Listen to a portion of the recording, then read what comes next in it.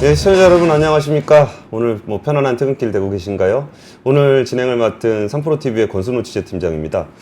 오늘은 라인 야후 얘기를 좀 해보려고 하는데요. 한때는 라인 야후 문제가 정말 뜨거웠는데 요즘에는 좀 얘기가 좀 뜸한 것 같습니다. 정말 중요한 문제고 앞으로도 이런 일들이 반복될 수 있으니 우리가 좀 대비를 해야 될 필요가 있다는 생각이 좀 드는데 오히려 사회적으로 너무 좀 조용한 것 같아서 저라도 끝까지 이 문제에 대해서 좀 다양한 이야기를 좀 나눠보고 싶어서 오늘 자리를 마련을 했습니다.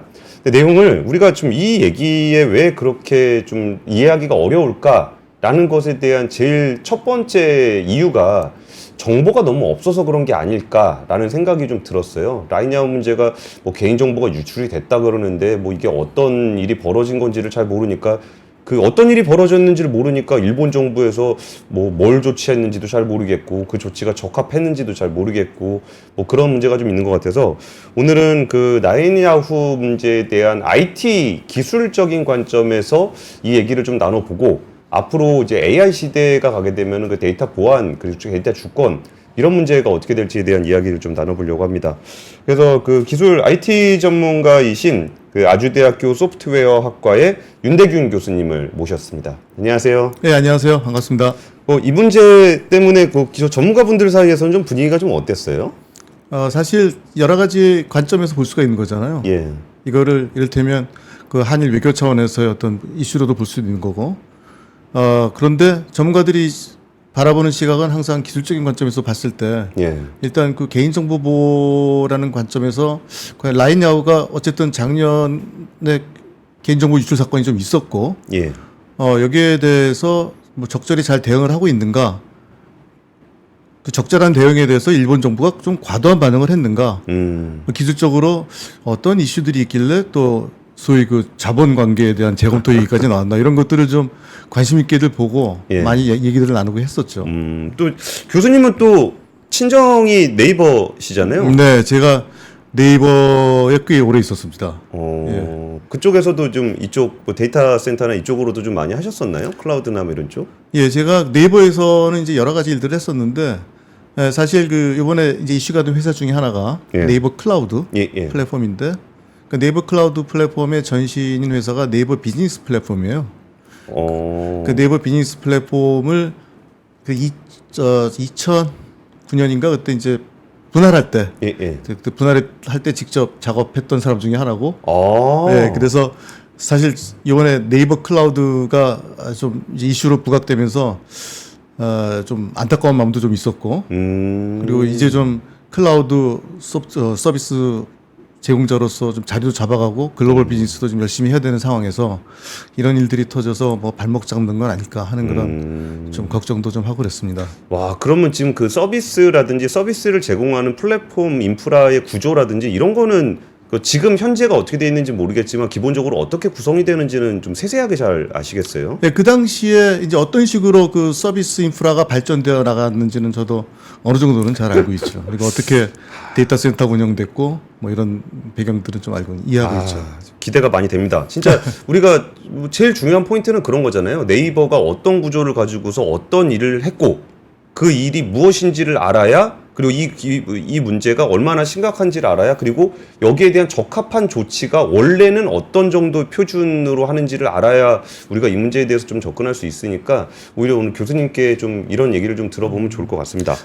일단은 사건 자체에 대한 이야기를 좀 나눠보죠. 우리가 저희가 지난주에 이제 김양희 교수님 통해서 경제안보적인 측면의 관점에서 좀 다뤄봤는데 여기에는 또 이제 정치 외교적인 이슈들이 엄청나게 많지 않습니까? 맞습니다. 그래서 독도를 가는 것이 적합하냐, 이런 이토 후르부미의 누구라는데 이런 얘기들은 오늘은 이제 생각하고. 약간 좀 이 사건을 바라보는 교수님이 바라보신 이 사건에 대한 얘기를 조금 들려주시죠. 네, 알겠습니다. 그러면 일단 그 라인야후의 그 보안 침해 사건에 대해서 좀 이제 간단하게라도 한번 규모가 어느 정도 되고 이런 것들 짚어보는 게 좀 의미가 있을 것 같습니다. 그래서 요건 좀 띄워주시겠습니까? 많은 분들이 미디어를 통해서 보신 분도 계시겠지만. 현 전체 그 규모가 어느 정도 되는지 잘 모르시는 분들 위해서 다시 한번 제가 여기 좀 정리를 해봤는데요. 그 사건의 발단은 그 라인 야후사가 보안 업무를 위탁하고 있는 회사가 있는데 예. 그 회사의 직원의 PC가 소위 그 멀웨어에 감염된 거예요. 악성 코드. 그렇죠. 예, 예. 그래서 그 해커가 어쨌든 그 직원의 PC에 대한 어떤 권리를 이제 찬탈할 수가 있었기 때문에 이걸 통해서 이루어진 거거든요. 그래서 근데 그 해커가 누군지는 모르는 거죠? 그건 모르죠. 그건 알려지지 않았고요. 예, 예.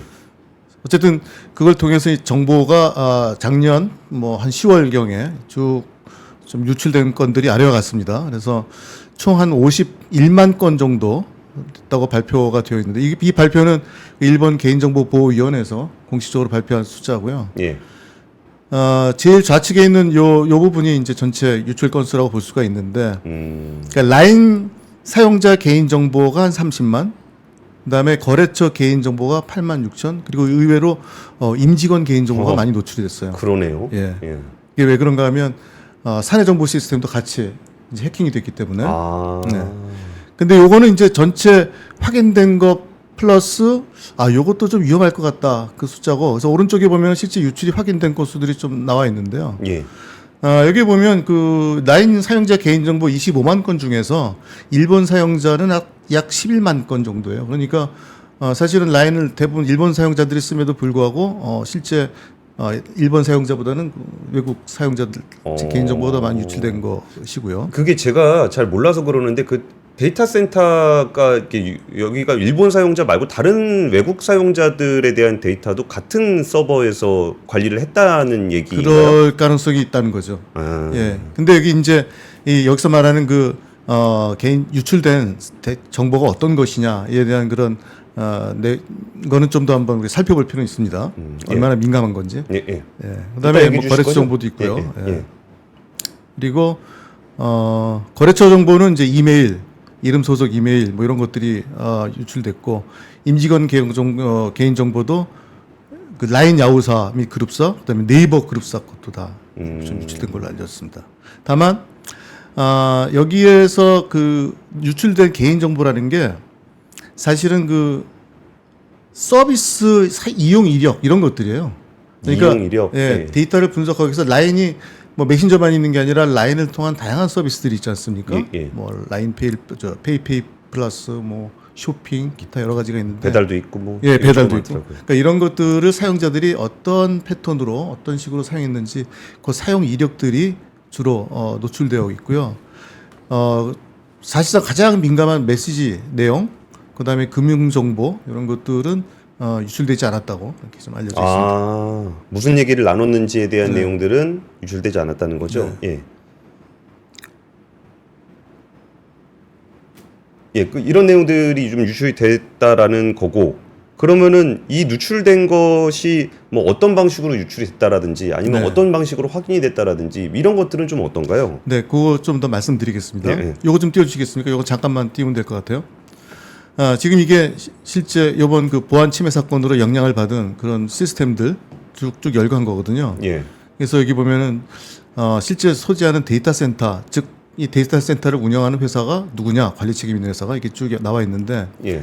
이렇게 LI가 라인야후. 라인야후입니다. 네. NC가 뭐죠? 네이버 클라우드. 네이버 클라우드. 예. 예. 굉장히 많은 그런 시스템들이 있는데, 요 다음 장도 하나 좀 띄워주시겠어요? 자, 너무 복잡하죠? 예. 이게 그 일본 개인정보보호위원회에서 이제 공식적으로 이제 만든 그 공문에 들어가 있는 그림을 제가 우리말로 좀 번역한 건데요. 예. 예. 이만큼 그 시스템이 복잡하다는 거예요. 굉장히 복잡하다는 거예요. 그래서 오른쪽 그 라인야후 주식회사가 관리하는 부분이 초록색 테두리 되어 있는 부분. 예. 그러니까 네이버 클라우드가 직접 관리하는 건 요 왼쪽 부분이거든요. 근데 유출 경로를 보면 요 A사라는 데가 이제 보안 관련된 위탁 업무를 하던 회사예요. 그러니까 네이버한테 일 받아다가 하는 회사인 거죠? 그렇죠. 근데 이 회사가 확인을 해보니까 실제 업무 위탁을 네이버 클라우드에서도 받고, 예. 그러니까 계약을 한 거죠. 위탁 예. 계약을. 라인야후도 직접 계약을 했더라고요. 예, 그러니까 어떻게 보면 이 위탁 업체의 그 관리 책임이 둘 다 갖고 있는 거예요. 그러네요. 네이버 클라우드, 라인야후 다 갖고 있다고 볼 수가 있어요. 예, 예.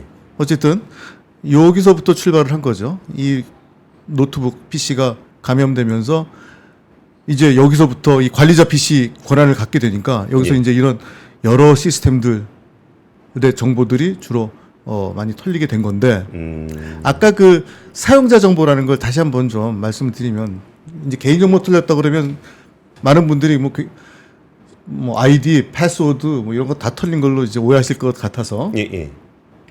여기서 털렸다는 그 사용자 정보는 아까 말씀드렸던 그 사용자의 서비스 이력들이에요. 서비스 이력이라는 게 뭔가요? 그러니까 내가 이 사람이 한 번은 A라는 쇼핑몰 가서 무슨 쇼핑몰에 갔다가 그다음에 이런 배달 앱을 쓰고 그다음에 이런 그 간편 결제를 사용하는구나 이런 그 패턴들이 이제 기록이 되어 있는 거거든요. 로그가. 근데 거기에 뭐 계좌번호라든지 뭐 비밀번호 이런 건 아닌 이런 건 안 들어가 있죠. 그런 건 이제 다 암호화되어 있기 때문에 설사 노출돼도 활용할 수는 없는 거죠.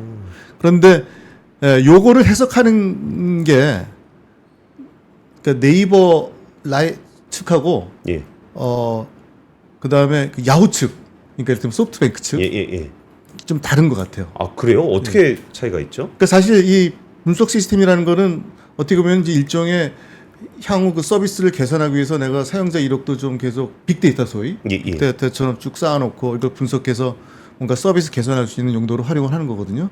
그래서 여기도 이름이 데이터 분석 시스템 아닙니까? 그래서 이 정보를 어느 정도로 민감한 정보로 봐야 되느냐라는 그런 견해 차이는 있을 수가 있어요.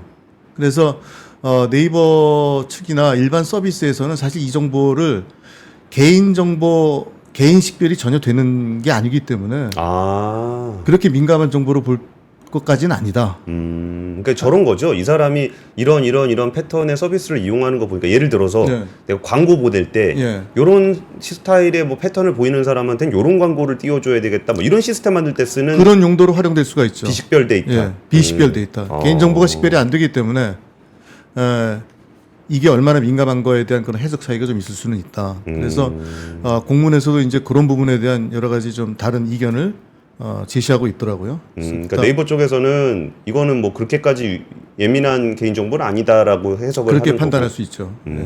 그리고 또 하나 중요한 거 하나만 더 말씀드리면 이제 개인정보보호위원회에서 굉장히 중요하게 여겼던 게 이 인증 기반 시스템. 그게 뭐예요? 그러니까 사용자들 인증하고 사내 시스템에 있는 직원들 이 시스템을 사용하려면 그 직원들 인증을 해줘야 될 거 아닙니까? 그쵸, 사용자 그쵸. 인증. 그 인증 시스템을 공통으로 쓰고 있었어요. 라인 야후와 네이버가 이 부분인데 그 7번 표시 있는 것.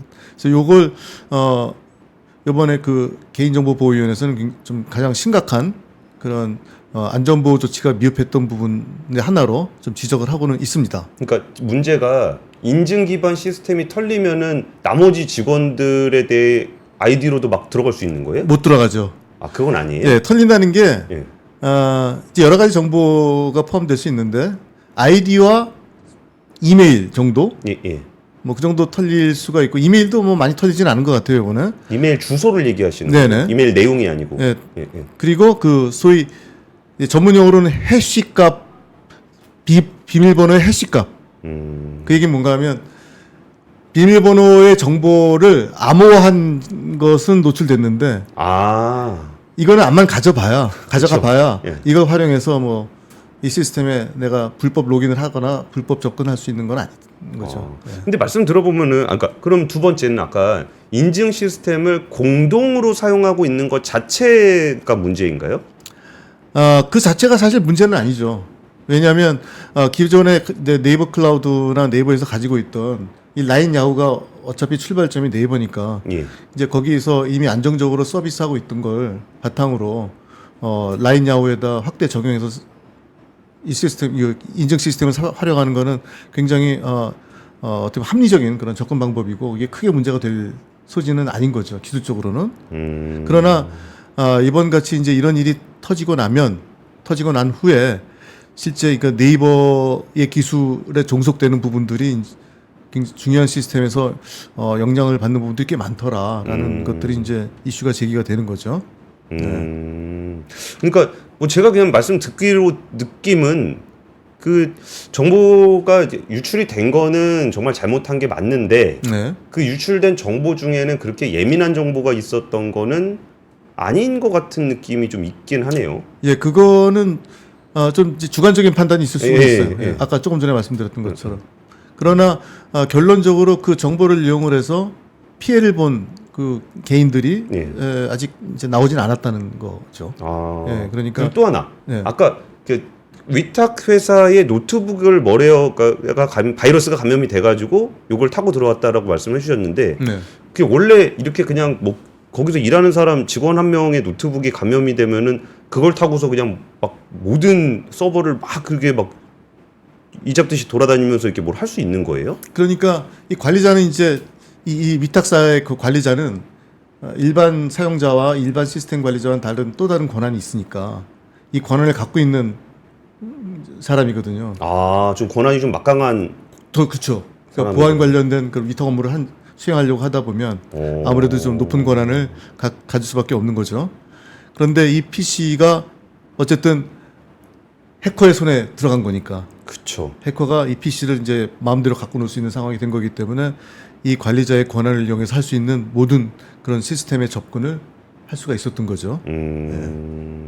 그러면 여기서 네이버가 어느 정도 잘못한 겁니까? 이게 저희가 이제 기술적인 얘기이다 보니까 이게 뭐 개인정보 유출된 걸 잘못한 건 맞는데 진짜 막 무방비 상태로 뭐 준비가 아무것도 안 돼 있는 상태에서 털렸다 그러면 더 비난을 받을 만한데 그게 아니라 네이버가 뭐 좀 할 만큼 했는데 보안이라는 게 좀 어디서 뚫리더라도 뚫릴 수 있는 거잖아요. 근데 진짜 대비를 잘했는데 뚫린 건지 아니면은 정말 느슨하게 하다가 뚫린 건지 이거는 좀 어떻게 봐야 될까요?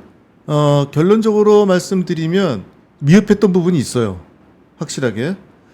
예를 들어서 지금 이 A사 PC가 감염됐었는데 이 감염된 PC로 이제 여러 가지 그런 그 썰 시스템에 접근을 하고 뭐 여러 가지 활동들을 할 수 있지 않습니까? 그런데 좀 더 엄밀하게 좀 더 엄격하게 했다면 이런 그 접근했던 그 행위 자체 하나하나도 다 모니터링을 하면서 평소와 좀 다른 이상 징후가 있었나 이런 것들은 체크해 볼 필요가 있었죠. 권한이 막강한 만큼 그 사람이 뭐하고 돌아다니는지를 모니터링을 할 수 있었을 텐데 그게 좀 부족했고 또 하나는 이제 다양한 시스템에 접근을 해서 정보를 이제 가져왔잖아요.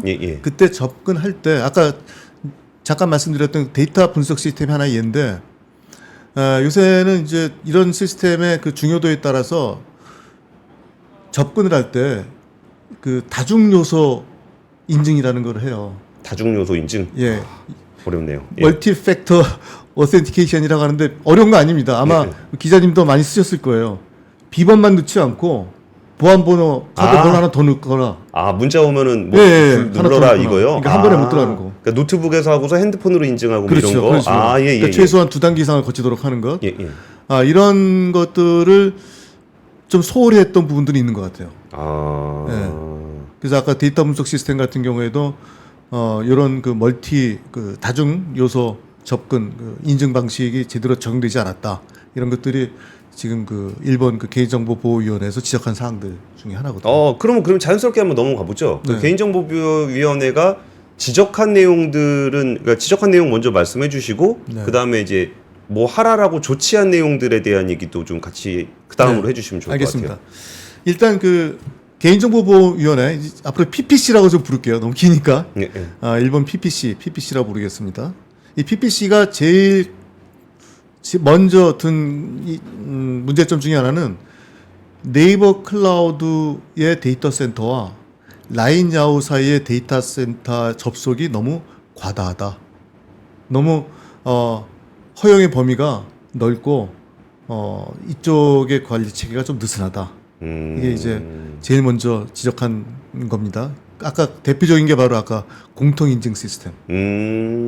그러니까 원래 네이버 입장에서는 라인 자체가 원래 네이버 거였으니까 네이버 클라우드에서 상당한 업무들을 함께 하고 있었는데 야후하고 붙으니까 기존에 쓰던 거 그냥 쓰다 보니까 네이버하고의 이 교류, 그러니까 데이터 센터 안에서 그 시스템 안에서의 교류가 너무 잦다. 아니요, 시스템 안에서 교류는 아니고 시스템은 분명히 분리되어 있는데, 그러니까 네이버 클라우드 시스템에서 라인 야후 시스템으로 이제 좀 접근 시도를 해야 되는 거죠. 이 접근을 함에 있어서 너무 그 엄격한 그런 잣대로 접근을 하는 그런 시스템이 좀 미비했다라는 그런 예, 얘기죠. 그거 하나가 있고. 예, 그다음에 중요도가 높은 정보 시스템의 접근 관리 이런 부분들에 대한 아까 말씀드렸던 것처럼 뭐 그 다중 요소 인증 방식으로 접근을 해야 된다든가 예. 좀 더 엄격하게 그 접근할 수 있는 권한을 부여받은 사람을 좀 관리해야 된다든가 뭐 이런 것들에 대한 지적. 이거는 근데 요번에 사태 좀 얘만 국한되는 게 아니라 예. 거의 이런 사태가 발생하면 예. 나올 수 있는 아주 전형적인 그런 지도 사항 중에 하나입니다. 예. 예. 세 번째는 기술적 안전관리 조치 미비. 예, 요거는 아까 말씀드렸죠. 일단 인증이 돼서 들어왔음에도 불구하고 이 사람이 뭘 하고 돌아다니는지 예. 예, 이런 것들 충분히 쫓아다니면서 모니터링하고 혹시 이상 징후가 있으면 사전에 예방을 해야 된다. 이런 걸 제대로 하지 않았다. 예. 그다음에 요게 이제 좀 애매한 부분일 수 있는데 조직적 안전관리 조치 미비라고 해놨는데 예. 이게 이제 네이버 클라우드와의 관계에 따른 그 리스크 이거를 이제 제시를 했었어요. 예. 그래서 요런 그 관계 때문에 결국 그 네이버 클라우드나 네이버사에 의존할 수밖에 없는 기술적으로 의존할 수 없는 상황이기 때문에 예. 이 사안의 전모를 파악하는 데도 시간이 너무 많이 걸렸다. 이게 작년 2023년 11월에 발생한 일인데 이게 행정지도가 처음 나온 게 2024년 3월 5일이고 이 공문이 3월 28일자니까 사실 시간이 좀 많이 걸리긴 했거든요. 이제 거기에 대한 좀 불만이 있는 거죠. 그거는 왜 그런 거예요? 예, 일본 PPC에서 문제 삼은 부분은 NC와 그러니까 네이버 클라우드와 네이버사에 의존하는 게 너무 많으니까 너무 비중이 크니까 예. 그들을 통해서 뭐든지 다 확인을 해야 되잖아요. 네이버나 네이버 클라우드. 그러니까 일본에서 다 확인할 수 있는 게 아니라 네이버 클라우드에다가 맞습니다. 자꾸 요청을 해야 되니까. 그러니까 라인 야후 자체적으로 확인할 수 있는 게 좀 제한적이라는 얘기죠. 그러다 보니까 시간이 좀 많이 걸렸다. 이런 것들이 좀 문제가 된 거죠. 문제 삼은 겁니다. 예. 근데 이게요, 제가 좀 감을 잘 못 잡겠는데 보안이라는 거는 위로 올리면 올릴수록 계속 올릴 수 있는 거잖아요. 그렇죠. 근데 이게 지금 그 PPC에서 지적하고 있는 개인정보위원회에서 지적하고 있는 부분이, 그러니까 원래 이 정도 했는데 니네 문제 생긴 거 보니까 한 단계 올려라고 조치 얘기를 하고 있는 건지, 아니면 뭐 더 대비하지 그랬어라고 하면 끝도 없는 거잖아요. 네. 근데 그게 그 개인정보위원회가 얘기하는 것이 원래 적합한 수준의 일인지, 아니면 그냥 사고 났으니까 이걸 계속적으로 올리라고 하는 건지, 이거는 좀 어때요? 이번에 기술적으로 시정 조치 나온 것들은 충분히 그동안 미비했던 부분들을 좀 더 보안 그 관리 체계를 격상시켜라라는 정도 수준이기 때문에 이건 다 충분히 나올 수 있는 거라고 생각을 해요. 예, 예를 들어서 아까 뭐 반복적으로 말씀드린 뭐 인증 체계를 좀 더 강화한다든가 예. 뭐 이런 것들은 충분히 요구할 수 있는 그런 상황이라고 보고요. 물론 말씀하신 것처럼 계속 올라가다 보면 한도 끝도 없겠지만 예. 그래도 이런 이제 사건이 발생하면 어쨌든 늘 나올 수 있는 그런 뭐 합리적인 조치라고 저는 생각을 합니다. 그러니까 개인정보위원회에서 지적했던 사항은 원래 일반적인 보안사고 상황에서의 필요한 조치, 그 지적 사항일 수 있다. 네. 그럼 거기에 대해서 라인야후가 이게 또 저런 게 있었잖아요. 이렇게 뭐 했는데 뭐 시켰는데 똑바로 안 하더라, 뭐 이런 얘기도 일본에서 좀 얘기를 했었는데, 네. 그거는 그 라인야후가 뭐 보고를 하거나 뭐 이런 부분들에 대해서 좀 했던 조치들은 뭐 그런 거잖아요. 그러니까 하라는 대로 안 하는 거 보니까 니네 주인을 바꿔야 되겠어, 이런 말투인데 일본에서는. 네. 그 라인야후의 대응은 좀 어땠었습니까? 사실 그 대응을 이제 거슬러 올라가면 이번 사태 이전에 옛날에 2021년에 한번 또 이런 사태가 있었어요. 네. 그때는 21년, 예. 그거는 지금 라인 야후가 아니라 구 라인이죠. 구 라인. 예. 그래서 그때 마찬가지로 PPC에서 이제 몇 가지 그 권고 사항을 냈는데 그 중에 뭐 여기서 뭐 다 자세히 말씀드릴 필요는 없겠지만 일부 사항이 요번에도 보니까 지켜지지 않았더라라는 게 이제 있는 거예요. 그때 지적했었는데 네네. 조치하려고 그러더니 안 했더라. 근데 그것도 좀 그 배경을 살펴보니까 안 한 건 아니고 조치를 했는데 그 소프트뱅크 합병되면서 야오재편과 합병되면서 야오재편이 갖고 있던 기준과 또 라인이 갖고 있던 기준이 좀 다를 거 아닙니까? 예. 그 다른 가운데서 이거를 이제 동일한 기준으로 좀 통합을 해서 적용을 하지 못한 그런 부분들이 있어요. 그래서 어떤 거는 2021년에 시정 조치에 맞게 이미 다 조치를 했는데 이게 라인 야후와 통합되면서 야후 제품과 통합되면서 일부 적용되지 않은 부분들 이런 것들이 좀 있을 수가 있는 거죠. 교수님 근데 그때 일본 내에서 이게 약간 음모론 같은 거긴 한데 그게 뭐 중국에 있는 라인에서 그러니까 일본 개인 정보를 한국을 거쳐서 중국으로 막 가더라 이런 게 뭐 일본 언론이나 이런 데서 좀 얘기가 나오던데 네.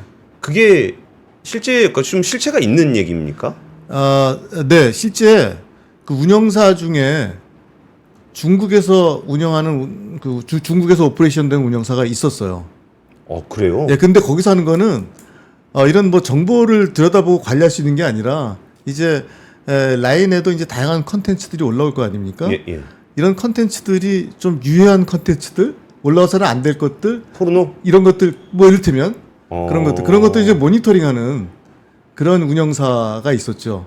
그럼 일본 개인정보 유출되고 그럴 거 그거랑은 제가 아는 한은 그 중국에서 운영했던 그 운영사의 그 운영사 업무와 이번 그 정보 유출하고는 뭐 전혀 상관이 없는 걸로 저는 알고 있고요. 근데 그럼에도 불구하고 아마 그 중국에서 운영하던 그 오퍼레이션을 지금 다 옮긴 걸로 알고 있어요. 다 뺀 걸로 알고 있어요. 현재는. 네.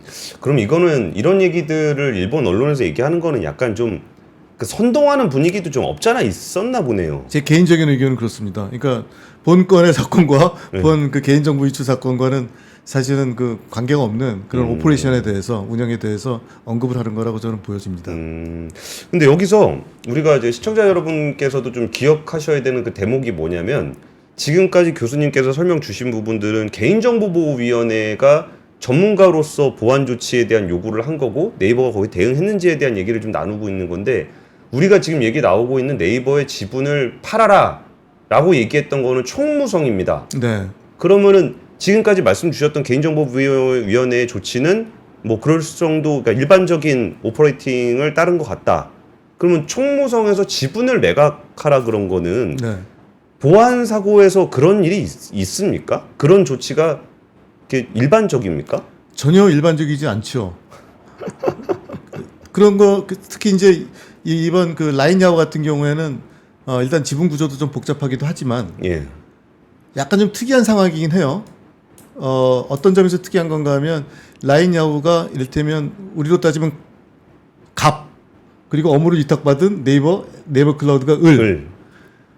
그런데 을이 자본적 관계에서 보면은 어느 정도 또 지배적 위치에 있는 반반. 네, 반반이지만 뭐 그런 약간 특수한 상황인 거죠. 그런 특수한 상황을 감안하더라도 그걸 뭔가 좀 기술적 신뢰를 바탕으로 풀어야지 거기에 그 지분 구조를 운운하면서 뭔가 구조적인 변화 그런 지분 구조의 변화를 언급하는 것은 사실은 그 전에 해야 될 수많은 더 필요한 조치들을 다 깡그리 무시하고 너무 그쪽 그리고 좀 점프한 경향이 없잖아 있죠. 그 전에 해야 될 일도 얼마든지 많이 있는데.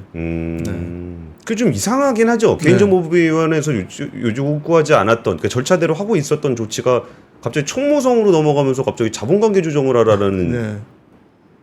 그래서 그 배경을 좀 더 부연 설명을 해드리면 이제 그 취지는 그거예요.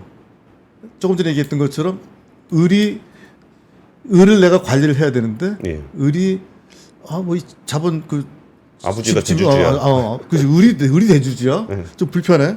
이거 제대로 내가 위탁 관리 업체를 제대로 관리할 수 있겠어?라는 이제 좀 질문은 던질 수 있겠죠. 근데 그렇다고 야 주인 받고 그럼 그러니까 아니 근데 라인야후라는 회사의 경영진이라는 게 있고 경영진이 위탁 관리 업체를 선정해서 관리하는 거잖아요. 그러면 이제 대주주는 라인도 있지만 야후도 있잖아요. 맞습니다. 그럼 야후도 잘못한 건데 위탁 관리 업체 선정한 건 경영진이 한 거니까. 그래서 이런 관계, 지분 관계에서 위탁 업체를 잘 관리할 수 있는 공정하게 우리가 위탁 업체를 잘 관리할 수 있는 그런 방안에 대해서 좀 수기하고 검토를 해야 되지 않겠느냐라는 게 이제 이를테면 그 라인 야후에서도 야후 재팬 측, 그다음에 이제 개인정보보호위원회에서의 그 명분이죠. 그런 명분을 바탕으로 나온 얘기가 결국은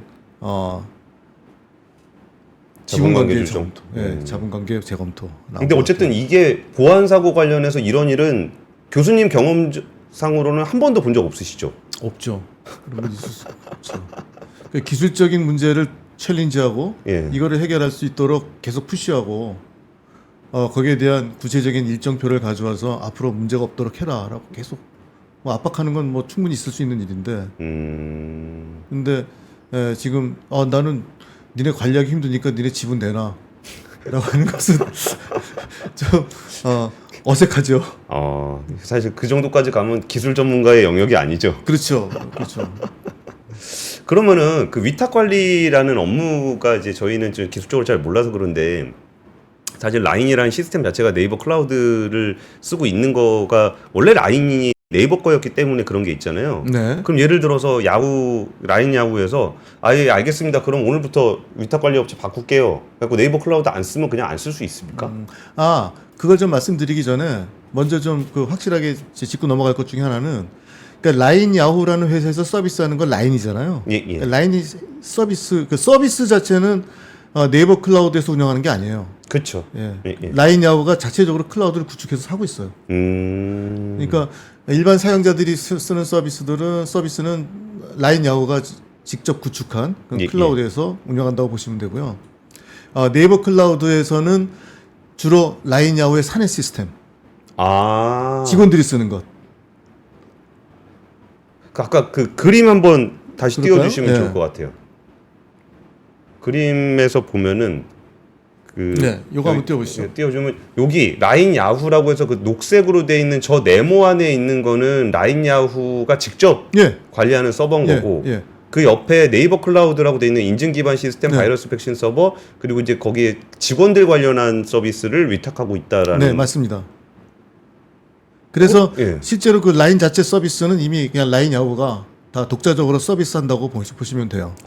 그러면 이것도 정작 중요한 시스템은 라인 야후가 직접 관리하고 있는 거네요. 그리고 심지어 제가 확인해 본 바로는 지금 사내 시스템, 네이버 클라우드가 제공하는 사내 시스템도 라인 야후는 실제 일본 리전에서 서비스를 하고 있어요. 그러니까 한국에 있는 데이터 센터에서 서비스하는 게 아니라. 그 네이버 클라우드 그 서버도 일본에 있다고요? 물론이죠.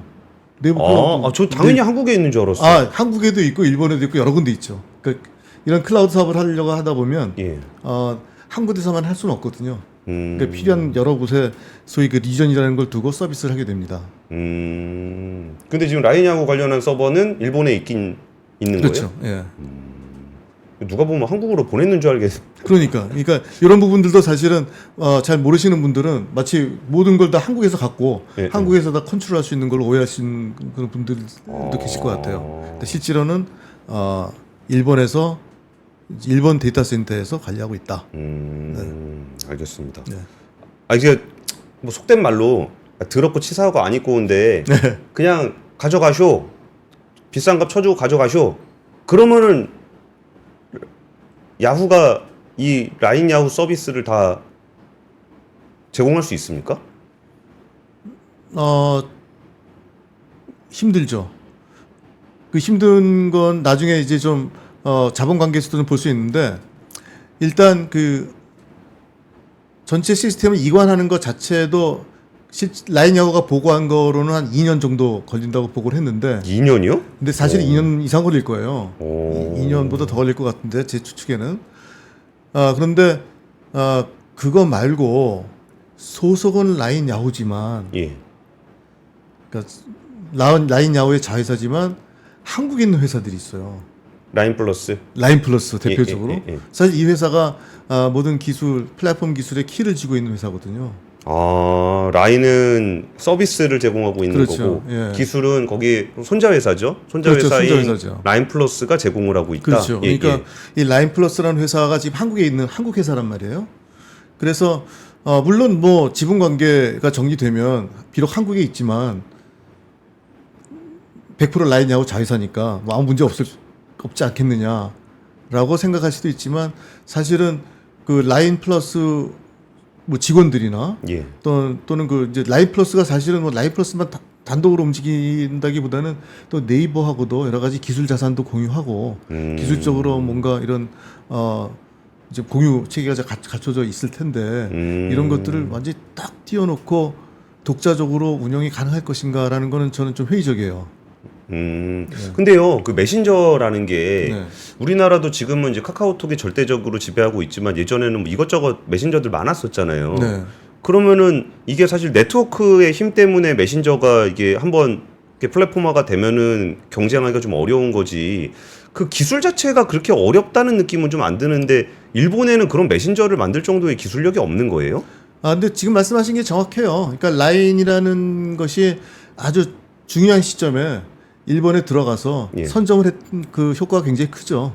그게 이제 2011년 지진 때. 예. 그때 저도 지진 때. 이 회사 네이버에 있을 때니까 그 배경을 잘 알고 있거든요. 그때 이제 요건 좀 여담으로 편안하게 재밌게 들으셔도 될 것 같아요. 예.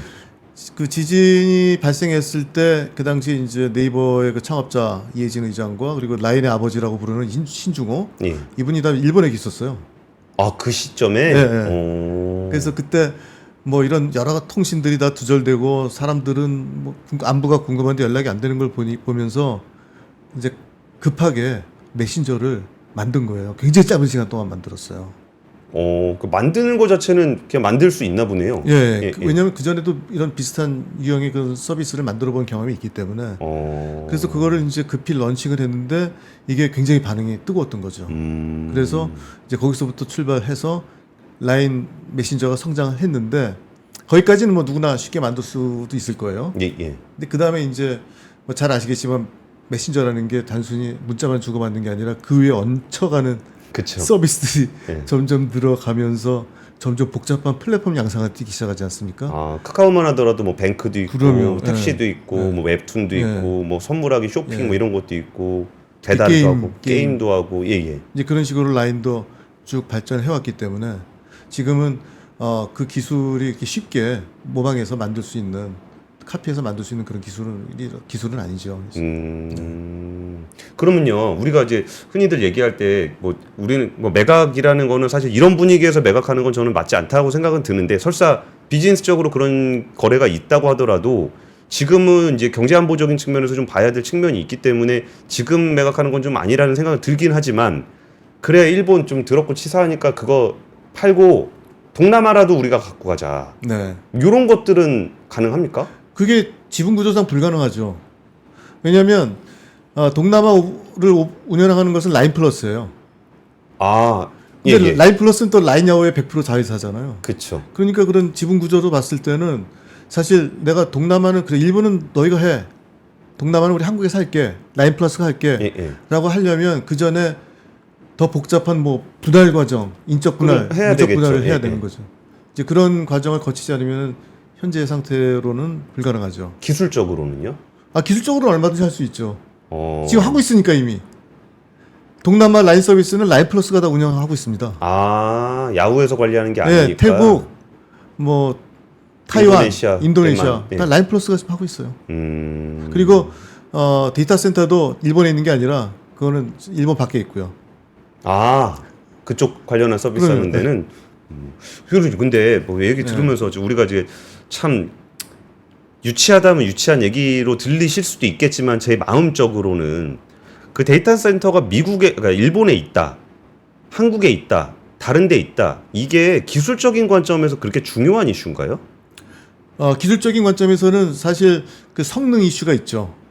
그러니까 어떤 특정 서비스를 뭔가 좀 빠르게 제공하기 위해서는 아무래도 그 서비스를 하는 그 지역에서 직접 운영하는 게 가장 효과적이긴 하죠. 여러 가지 그 네트워크 뭐 지연이나 이런 걸 감안했을 때. 그래서 글로벌 그 큰 클라우드 회사들은 전 세계 곳곳에 그런 비전을 두고 있죠. 근데 그거는 이제 거리의 문제가 있는 것 같은데. 그러니까 예를 들어서 제 개인 정보를 중국에 있는 데이터 센터에다 보관하고 싶진 않거든요. 이거는 감정적인 부분입니까? 아니면 기술적으로도 유의미하다라고 봐야 됩니까? 그거는 기술적인 것보다는 어떤 정책적인 이슈로 파고 들어야 될 것 같아요. 그래서 이제 소위 데이터 주권이라는 말이 나오는 거 아니겠습니까? 그래서 만약에 내 정보가 중국에 있든 예. 일본에 있든 예. 그 데이터에 대한 주권은 내가 가지고 있는 거잖아요. 그쵸. 그러니까 그 정보가 어떻게 누구한테 활용되고 이 정보를 안전하게 보관해야 될 그런 책임과 의무를 나는 부여할 수 있다. 너는 그걸 반드시 해줘야 된다. 예. 라는 게 그 데이터 주권이거든요. 예. 그래서 데이터 주권 차원에서는 사실 내 정보가 혹시 내 의도와는 달리 활용될 수 있는 그런 가능성이 조금이라도 있다면 그건 불안할 수밖에 없는 거죠. 근데 예를 들어서 제가 중국이라 그러면은 잠깐 기분이 좀 찝찝한 부분이 예를 들어서 제가 이제 카톡하고 막 그랬는데 그 데이터 센터가 중국에 있어요. 원래 진짜 있다는 게 아니라. 네. 근데 이거를 갑자기 뭐 중국 정부가 권순우가 자꾸 중국에 대해서 자꾸 나쁘게 얘기해. 야, 제 카톡 그 영장 발부해서 갖고 오라 그래. 그래가지고 뭐 가져간다거나 네. 뭐 그럴까봐 좀 걱정이 좀 되는 부분도 있긴 한데 네. 그러니까 이게 좀 어떤 얘기를 좀 여쭤보고 싶으냐면은 좀 얘기를 약간 좀 방향을 틀어서 예. 최근에는 예전에야 이제 그런 거를 당연히 지켜줄 거라고 우리는 믿었고 그리고 이제 그렇게 또 주장을 하죠. 그 예. 서비스하는 쪽에서는. 예, 예. 당연히. 그러고 있는데 요즘에 보면은 뭐 미국하고 중국 사이의 관계라든지 이런 거 보면은 아니면 사이버 공격들의 어떤 레벨들을 좀 보면은 이게 약간 불안한 마음도 좀 있는데 이 사이버 공격의 유형이라든지 최근에 이 보안 관련한 데이터 센터 관련한 그런 것들의 최근 동향은 좀 어떤가요? 사이버 공격은 이제 최근에 뭐 다양한 유형들이 이제 생겨나고 있지만 이제 가장 뭐 보편적으로 많이 쓰이는 게 우리 라인 야후 털렸던 그런 멀웨어. 예, 예. 그거예요. 근데 이제 멀웨어를 심기 위한 다양한 또 여러 가지 그 침입 방법들이 예, 예. 해킹 방법들이 존재하고요. 그래서 어차피 이런 해킹할 수 있는 그런 여러 가지 기술 방법들은 워낙 다양하게 존재하기 때문에 이걸 여기서 일일이 열거하기는 어렵고 예. 이런 문제 때문에 이제 앞으로 그 보안 패러다임을 좀 바꿔야 된다라는 그런 얘기를 하고 있어요. 그래서 그걸 소위 제로 트러스트 보안이라고 얘기를 하는데요. 제로 트러스트 보안. 네. 예. 요거 한번 화면 띄워보시겠어요? 이 그림은 그 미국에 있는 니스트라는 그 표준 관리기관에서 올린 건데, 자 이렇게 생각하시면 돼요. 옛날에는 이제 굉장히 정보나 기밀 문서를 다루는 사람들이 어떤 그 폐쇄된 방에 예. 접근하지만 못하도록 하면 그 안에서 무슨 짓을 하든 뭘 하든 상관을 하지 않았어요. 왜냐하면 그 접근 자체를 굉장히 우리가 타이트하게 컨트롤했기 때문에. 그러나 이제는 그렇게 인가를 받은 사람도 나는 믿을 수가 없다. 그 안에서 무슨 짓을 할지 모르기 때문에. 그래서 그 사람에 대한 그 모든 활동, 어떤 데이터를 접근하는지, 평소에 이거 평소에 안 하던 일인데 이런 것들을 다 시콜콜 모니터링을 해야 된다. 그래서 그걸 제로 트러스트 보안이라고 해요. 아무도 믿지 않는다.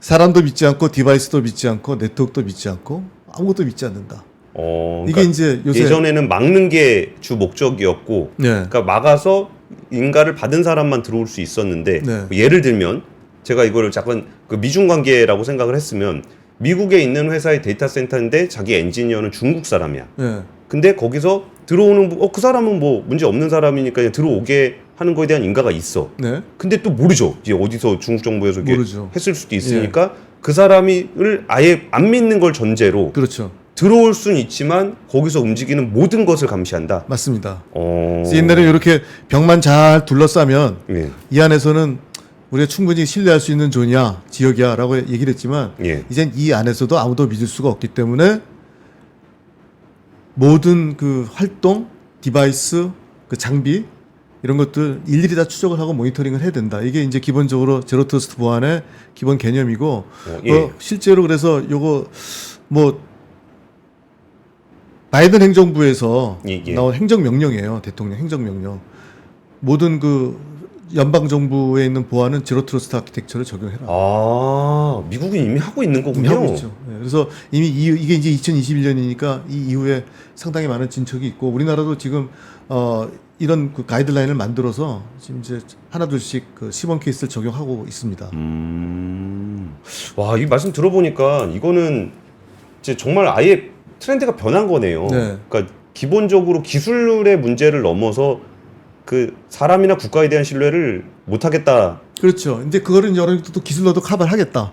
그쵸, 그쵸. 네, 그러니까 모든 사람의 장비도 모니터링, 효과적으로 모니터링하면서 예.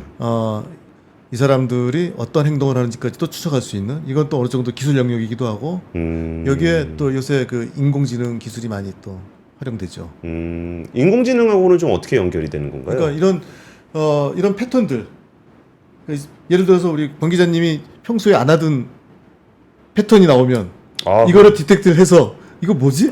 라고 할 수 있는 게 이제 인공지능을 통해서 학습을 하면 충분히 잡아낼 수 있는 거죠.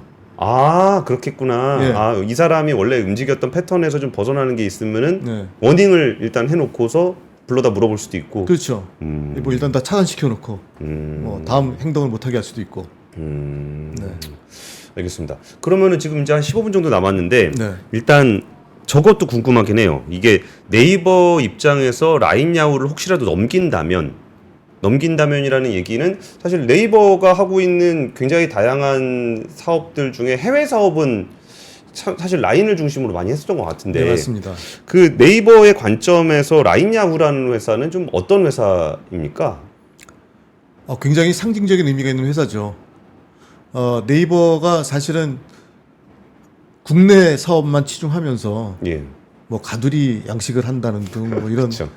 이제 비난 아닌 비난도 좀 받긴 했었는데 그래서 뭐 많은 국민들이 사랑하는 서비스이긴 하지만 또 한편으로는 거기에 대한 일종의 트라우마 같은 게 좀 있었단 말이에요. 그래서 다양한 여러 방식으로 해외 진출을 모색을 했는데 그 중에 가장 성공적인 케이스고 거의 유일한 성공적인 케이스가 라인이라고 보시면 되거든요. 따라서 네이버 입장에서는 지금 그 네이버의 외연을 글로벌로 확장시키면서 이제 명실상부한 글로벌 컴퍼니로 간 그 결정적인 1등 공신이 라인이에요. 그렇죠. 그러니까 엄청난 의미가 있는 거고요. 근데 그거를 왜 야후에다 갖다 붙여요? 그런데 왜 야후랑 합병을 했느냐? 예, 예. 그죠?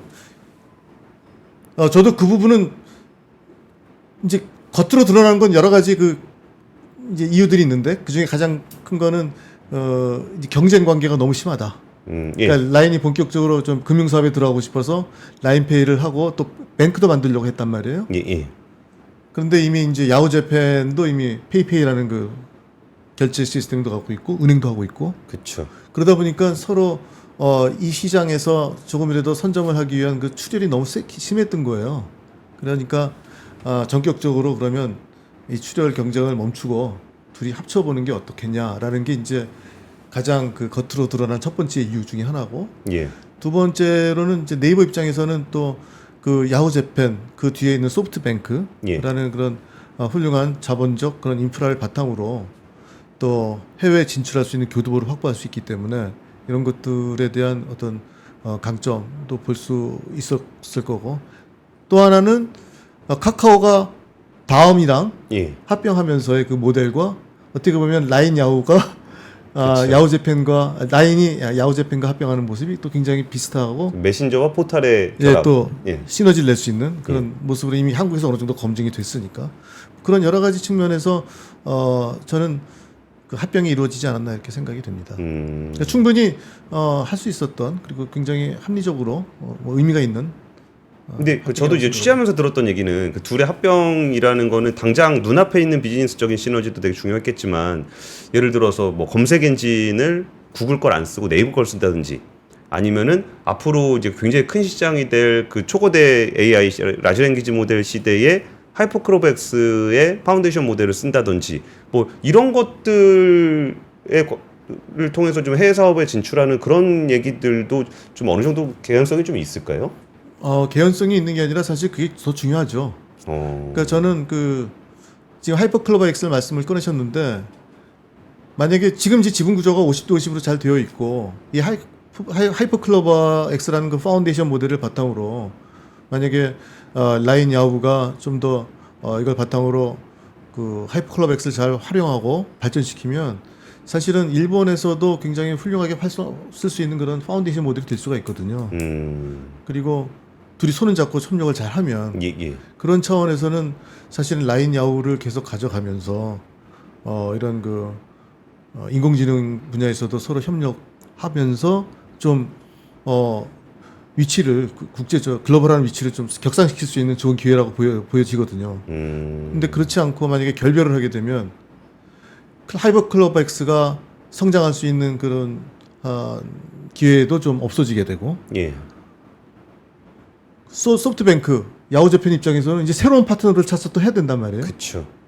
과연 그게 그들 입장에서 진정한 그 소위 AI 주권을 지킨다고 말할 수 있는 파운데이션 모델을 할 수 있느냐 그런 고민을 해야 되거든요. 그러니까 저는 제 개인적인 판단으로는 둘 다 안 좋은 거예요. 이렇게 결별한다는 것은. 근데 좀 찝찝한 거 중에 하나가 네.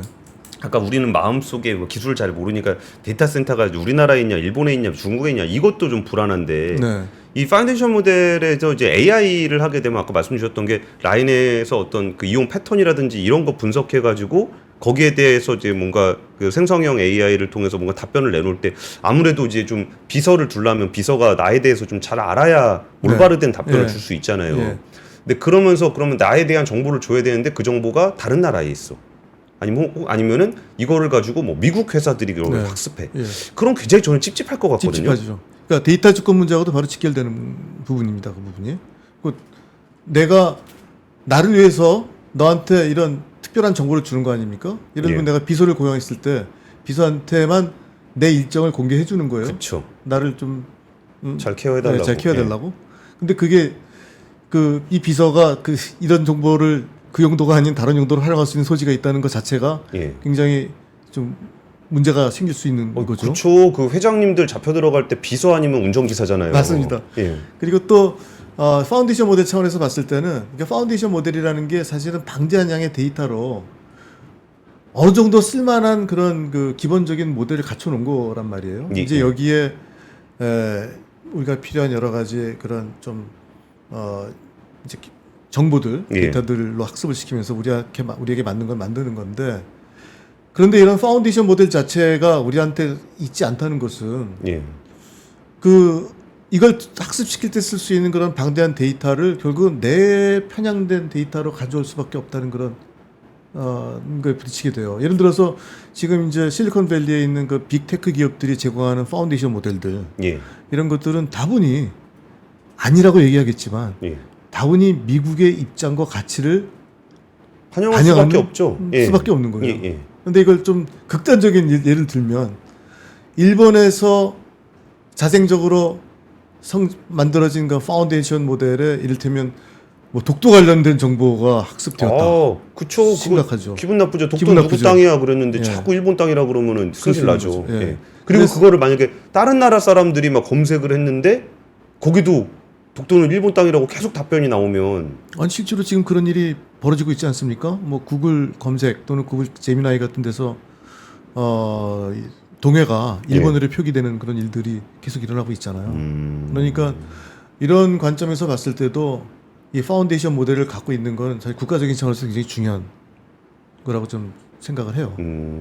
근데 이게 점점 그 중국이랑 뭐 미국이랑 이렇게 싸우는 거 보면은 과거에는 뭔가 이게 좀 개방된 세상에서 서로 교류와 협력을 하는 것이 인류를 훨씬 더 이롭게 한다라는 인식들이 좀 있었는데, 그러니까 미국과 중국 보더라도 사실 틱톡이라든지 화웨이라든지 이거를 미국에서 제재를 하는데 거기에서 특별히 개인정보 유출 사고나 아니면 뭐 바이러스나 이런 게 발견된 건 없었잖아요.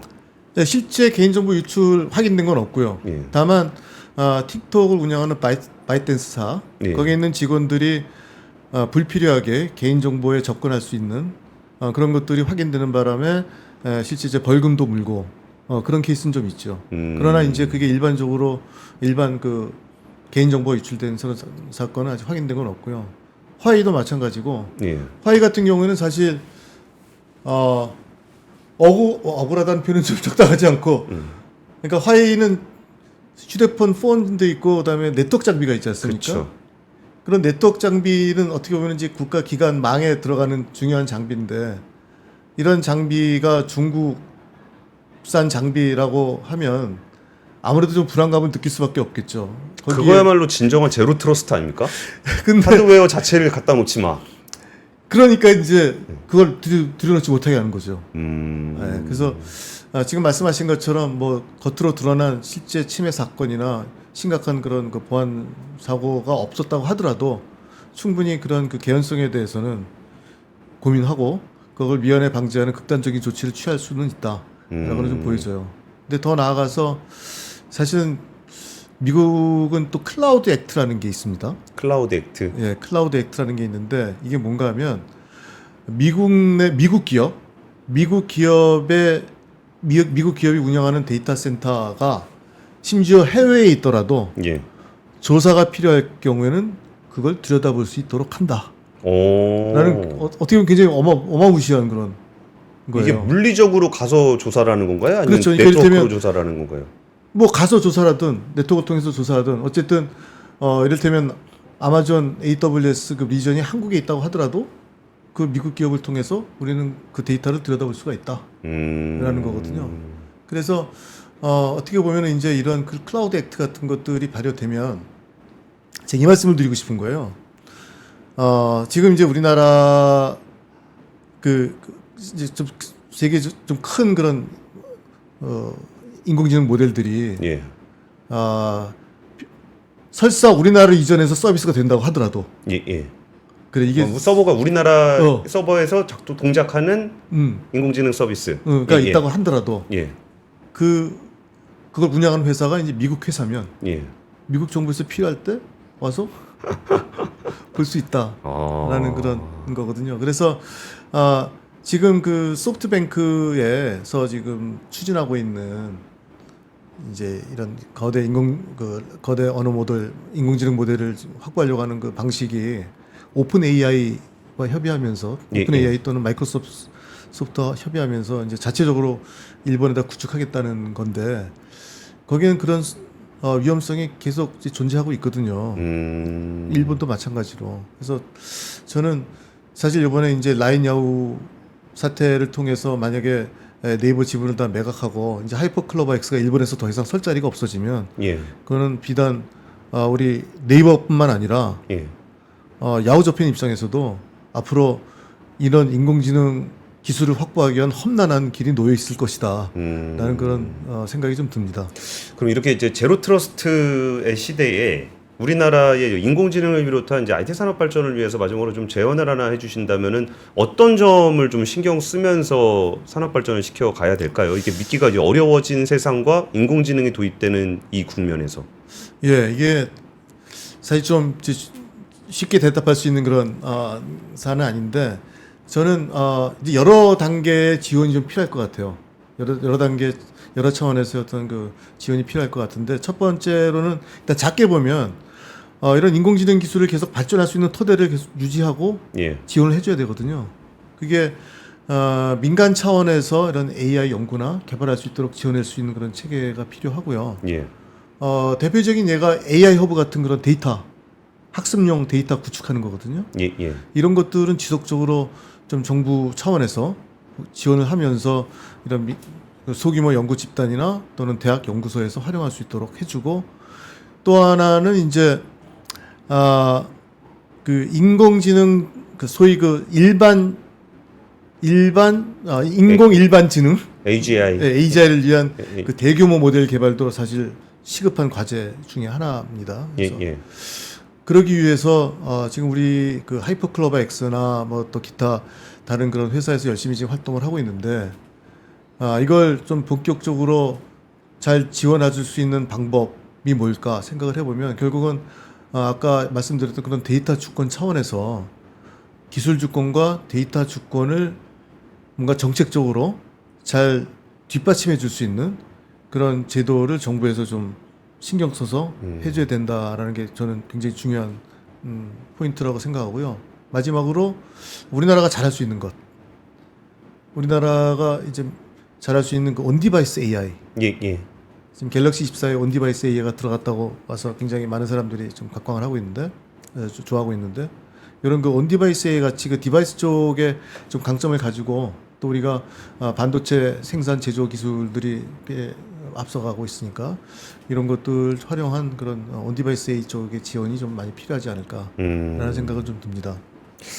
알겠습니다. 오늘 윤 교수님 모시고서 라인 야후 사태의 어떤 기술적인 배경들 그리고 전반적인 보안 트렌드에 대한 이야기를 좀 나눠봤는데요. 그렇게 얘기를 나누다 보니까 사실 보안이라고 하는 것을 제도화시켰을 때 느껴지는 그 신뢰의 문제조차도 정말 이제 많은 부분들에서 훼손이 이뤄졌을 때 우리가 어떻게 이제 IT 산업을 발전시킬 것인지에 대한 그 기본 전제가 좀 바뀌는 느낌을 좀 받았습니다.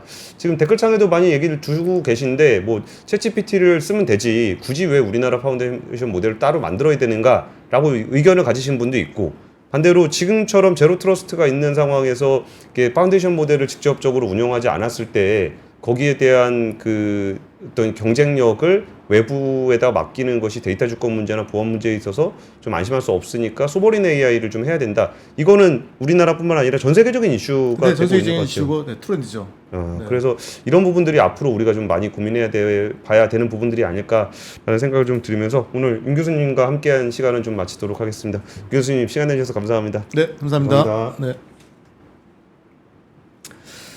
예, 오늘 퇴근길 라이브 여기서 마치겠습니다. 감사합니다. 박근영, 이선영, 사경인, 염승환 투자 마스터들의 세심한 케어로 건강한 투자 습관을 만드세요. 3프로 멤버십 3프로 앱에서 확인하세요.